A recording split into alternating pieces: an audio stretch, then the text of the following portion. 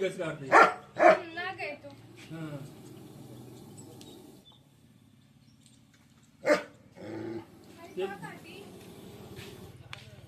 ही काढते बघा, नाही तर दुसरी तोडून घ्यायचं.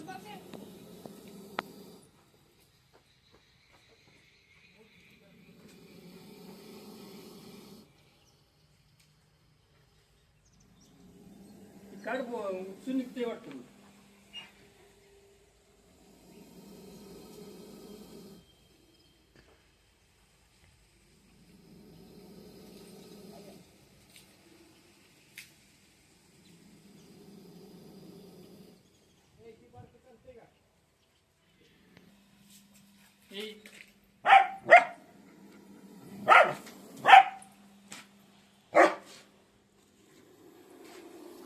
चिडलाय बघतो. कुत्र काय करते?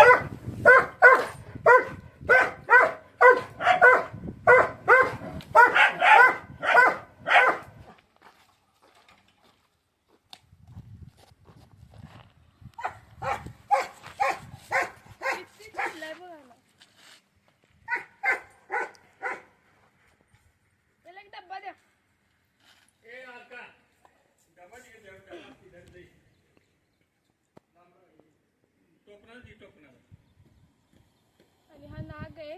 तिथे त्यांनी साहित्य ठेवलेलं भरपूर आणि तिथे येऊन बसलेले 2 कुत्रे आहेत. त्यांनी म्हणजे एवढा वेळ त्याला थांबवून ठेवलेला. आम्ही येत होतो तेव्हा जातच होता, तरी पण तो फन्ना काढून तसाच थांबलेला आणि साहित्य होतं त्याच्यामध्येच तो फिरत होता. आणि कुत्र्यामुळं म्हणजे कुत्र्याने त्याला जाऊनच नाही दिला, त्याच्यामुळे तो थांबलाय. आणि एवढा आल्याला एवढ्या चिडलेला हात पण नाही लावून देत होता तो.